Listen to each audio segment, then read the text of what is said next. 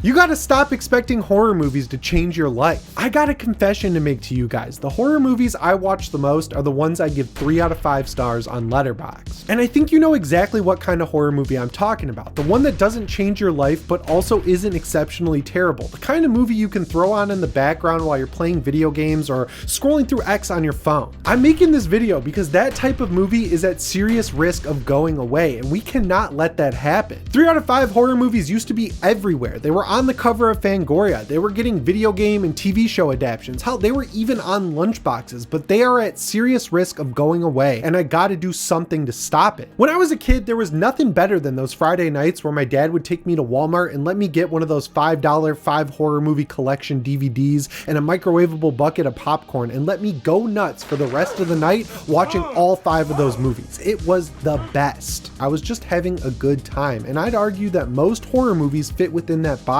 but nowadays you would never know it. This is not nostalgia speaking either. Things legitimately used to be better, but now there's this rinse and repeat cycle that happens every single time a horror movie comes out. A bunch of critics and YouTubers get to go see a movie early, and then they all flood the zone at exactly the same time with all of their hot takes. And because they're all competing with each other, they gotta write a post or have a great thumbnail to really stand out and get their take out there so that they get clicks and more people watch their video or read their article. And because of that, there is so much hyperbole around all of these movies. Unless the movie is exceptional or exceptionally terrible, by the time it comes out, the critics have already moved on to the next thing to hype up, and no one really even talks about it even if they go see it, and that's if they see it at all. I'd say the odds that a horror movie stays in the consciousness for more than a weekend is like 1 in 10, but every once in a while you get a Longlegs or a Terrifier 3 that's talked about and hyped up for months. Those are not the movies we are talking about today. The movies we're talking about today are the ones that are forgotten about in a weekend and then come back with a vengeance 10 years later when someone figures out that it's actually good and tweets about it for cool points on X. I picked out a few to talk about today because they're the ones I go back to and watch the most. Welcome to Real Ones.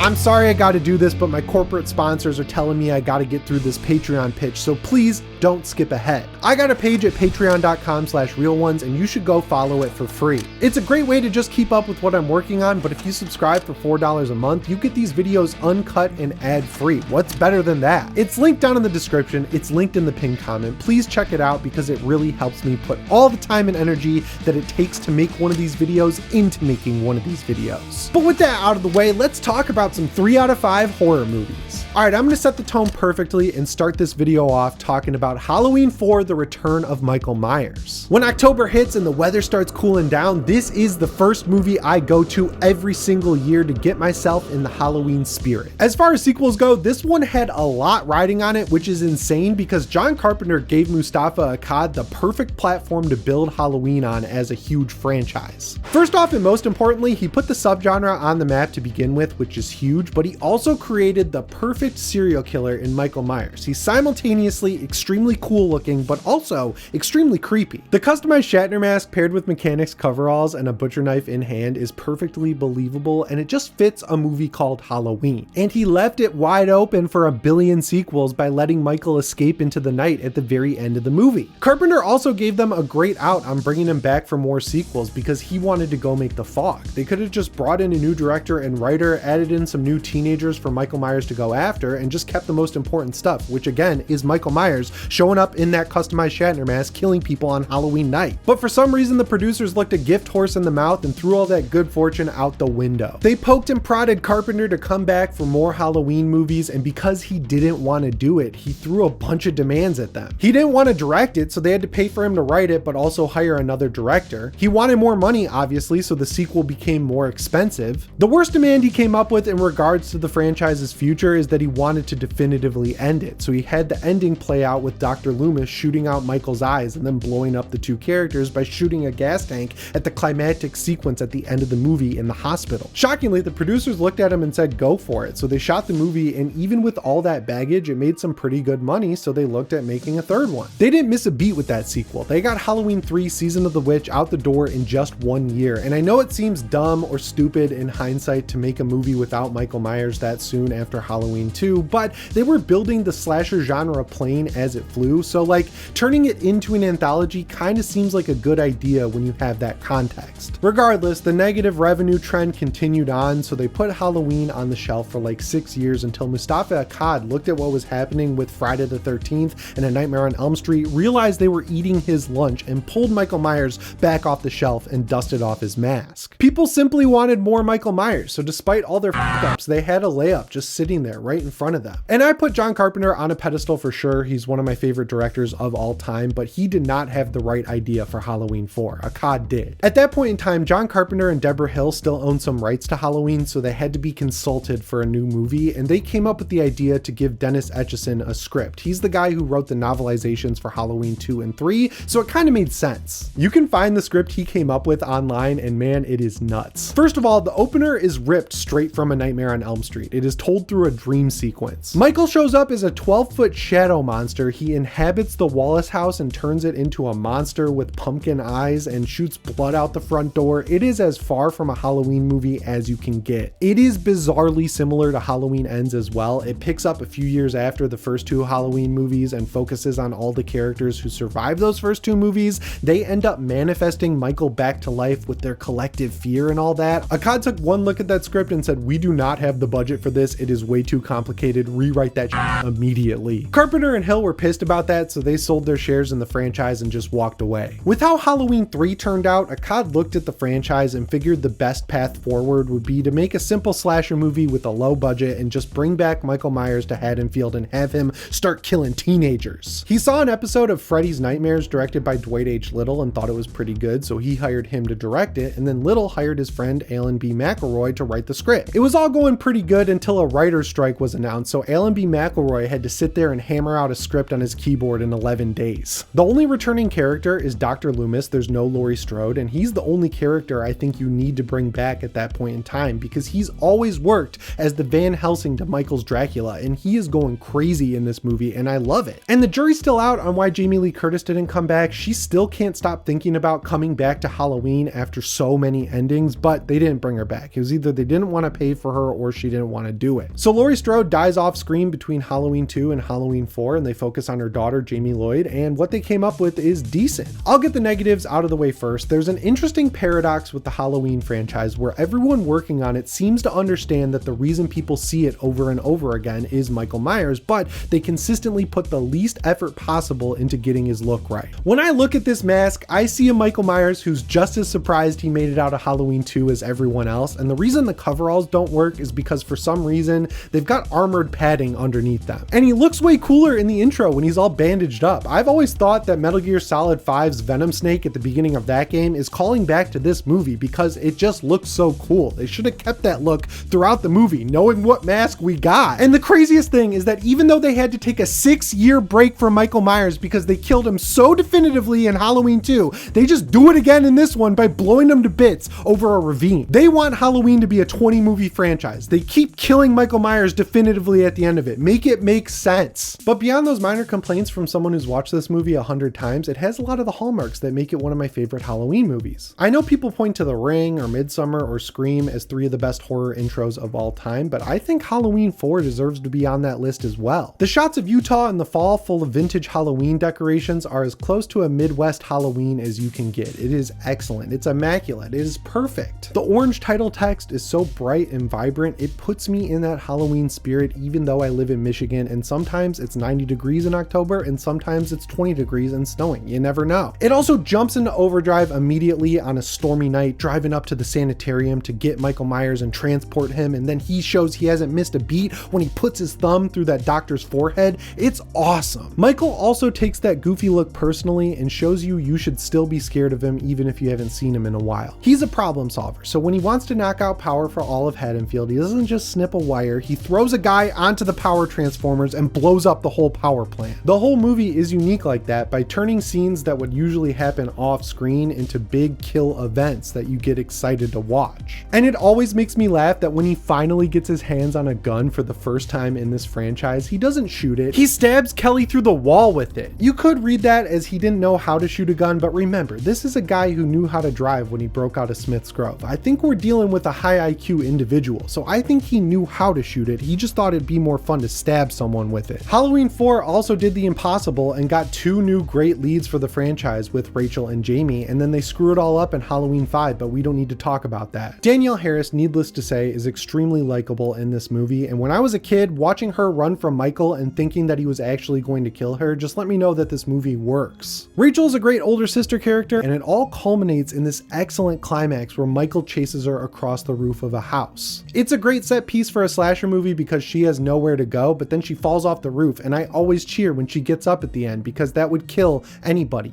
Except Rachel. It's definitely not perfect by any stretch of the word, but considering the time period it came out in where Michael had been gone for almost a decade, it brought him back in a really cool way, and it's just the definition of a crowd pleaser, which is exactly what it needed to be. Sticking in 4th entries in a franchise that have a connection to Ellie Cornell, let's talk about A Nightmare on Elm Street 4, The Dream Master. It's an entry that no one would call their favorite, but also isn't a bottom tier Nightmare movie either. By the 4th movie in the franchise, New Line was treating Nightmare as an assembly line, so they'd set the release date before they even had a director or a script attached to the movie. Just like with Halloween 4, the studio went to the creator first, but they didn't like the idea he came up with, so they came up with an idea on their own to directly follow up Dream Warriors. They started shooting this movie without a script because, you guessed it, a writer's strike was happening, baby! But they really lucked out because Renny Harlin was literally going down to New Line every single day, knocking on the door, begging to direct this movie. And I chose the phrase lucked out for a reason, because he was the perfect guy to direct a Nightmare movie. He wanted to direct a Nightmare movie for one simple reason. He had some crazy ass nightmares. He dreamt that he was a condiment on a piece of pizza. He also dreamt that he was trapped in a waterbed and drowned. So he was like, I gotta put these in a Nightmare on Elm Street movie. And yeah, they didn't have a script. No big deal. He would show up to set at like 5 a.m. and start writing, and then by lunch he'd have lines for the actors that day. And despite all that drama, this guy pulled up and pulled it off. He made the highest grossing original run Nightmare on Elm Street movie 4 movies in. That is crazy. Harlan set it up like this. It was the Empire Strikes Back of the franchise. All the kids who survived Dream Warriors would come back in Dream Master and face off against a more sadistic Freddy without their team leader, Nancy. But the key difference between Dream Master and Empire Strikes Back is that when they go up against Freddy in this one, they die, and they die horrifically. They don't have a lesson to learn or anything like that. It does not waste any time killing off the old cast while also setting up a new group of teenagers to take on Freddy. And those are big swings for a $6 million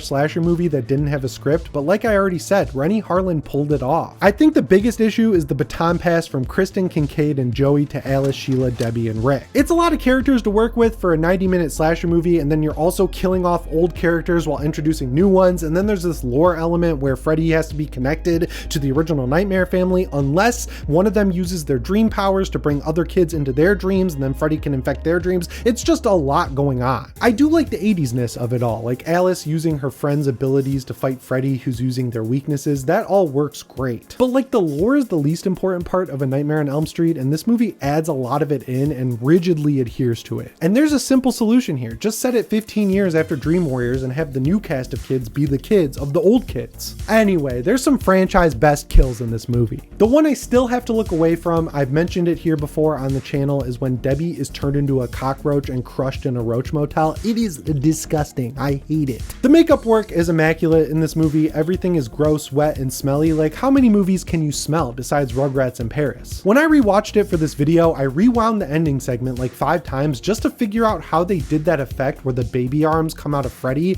and pin him to a wall. It's like the best thing I've ever seen. The next time you get in an argument with someone who says CGI is better than 80s practical effects, just show them this movie because you will win that argument. But the key reason I love this movie is that Harlan understood what people wanted. He brought Freddy back as a sort of James Bond-like character. He is the protagonist of this movie, and that's why it works. I just wish someone at Halloween HQ would watch these movies and understand that fact as well, so we could stop getting Laurie Strode in Halloween movies. Like, just being real here, the only big problem I have with this movie is that it goes to extreme lengths just to reset the board to be exactly the same as it was at the beginning of Dream Warriors, and it kind of feels derivative because of that. And it does feel like they got a little bit ahead of themselves with making Freddy way too powerful, so when he dies by just seeing his reflection, that just feels like a cheap cop-out. The saving grace of this 3 out of 5 just plain good horror movie is how far it stretches its $6 million budget. It is full of little details. The Nightmare World sets are the best in the franchise, and the makeup is the best in the franchise as well. It might possibly have the best makeup of any 80s horror movie. I think the only reason that this isn't regarded as one of the best Nightmare movies is because of what I said earlier about it being Dream Warriors with a new coat of paint. But if you ever find yourself in that common situation where you want to watch A Nightmare on Elm Street, but you just want to have it on in the background and have some fun, this is the no-brainer pick for sure from the entire franchise. Just don't take it too seriously, because New Line definitely didn't. If you like how far it pushes Freddy into the comedic zone from his terrifying first movie, you're gonna love this third pick, The Texas Chainsaw Massacre 2. I gotta wear the cowboy hat for this one. I kinda hate to admit it, but this was my entry point into the Texas Chainsaw Massacre franchise because they showed it on TV and my parents wouldn't let me watch R-rated movies. I ended up seeing the first one in high school and it is a masterpiece, but when I want to see Leatherface, I jump immediately to TCM Part 2. If you want to know how seriously you should take this movie, just look at the poster. This reference went completely over my head when I was a kid, but you know, put them side by side, it's exactly the same poster as The Breakfast Club. The only reason this movie exists is because New Line put the Texas Chainsaw Massacre 1 back in theaters in the 80s and it did really well, so they were like, hey, let's make a sequel. Canon Films made this one. They are the best of the best when it comes to 80s movies that are just fun to watch. And they got a pretty slick deal because Tobe Hooper had a 3-picture deal with them. He didn't really want to direct this, but he couldn't find a director who would do it for their budget, so he just said, F it. Canon thought they were buying another slasher masterpiece. Tobe Hooper wanted to have some fun and make a black comedy, and I'd say the final product is right in between those two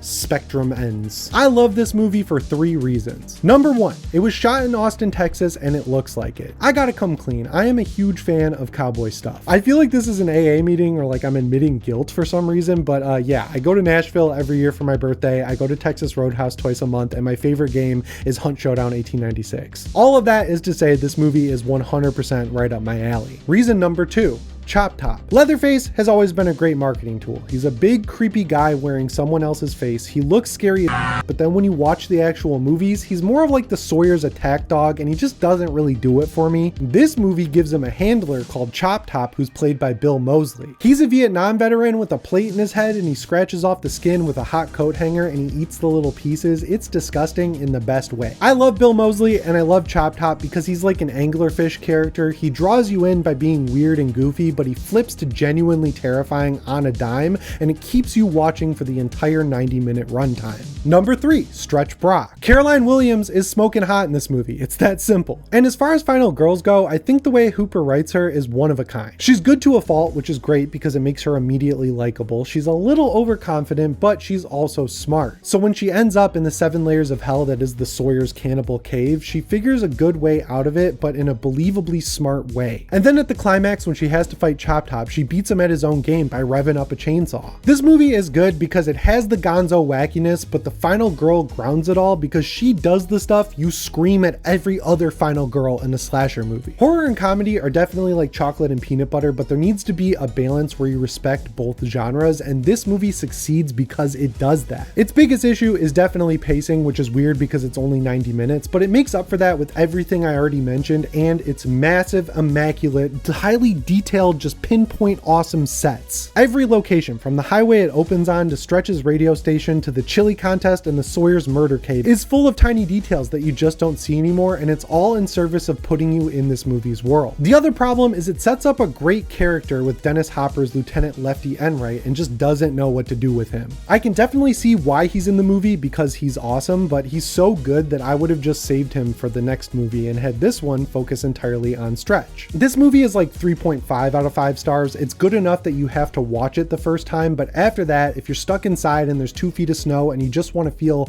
warm, I'd put this on in the background because it will do the job perfectly. And that's 3 just plain good 3 out of 5 horror movies. I hope I did a good job conveying what type of movie it is that I'm talking about. It's a very specific type of horror movie, you know, the ones that are flawed but you end up loving anyway, and I hope you have some that instantly spring to mind when I explain it that way. The reason I made this video is because I can't tell you how many times I've seen a 50 to 60 Rotten Tomatoes score and skip the movie only to watch it a few months later on Apple TV or whatever and absolutely kick myself for not seeing it in theaters, and I want to prevent that from happening to you. All three of the movies I covered today have major problems caused by writer strikes, rushed productions, directors not being there, not having a script at all, but they managed to rise above all those major problems and end up being good movies in their own right, and a lot of them save the franchises that they're a part of. Basically, when my wife's working late and I want to watch some horror movies with a beer, these are the ones that I throw on. And most importantly, these movies and the people who made them are real ones. Anyway guys, that brings me to the end of this video. I hope you enjoyed it. Please check out my Patreon and follow it for free. It's linked down in the description and the pinned comment. As always, my name is Jimmy Champagne.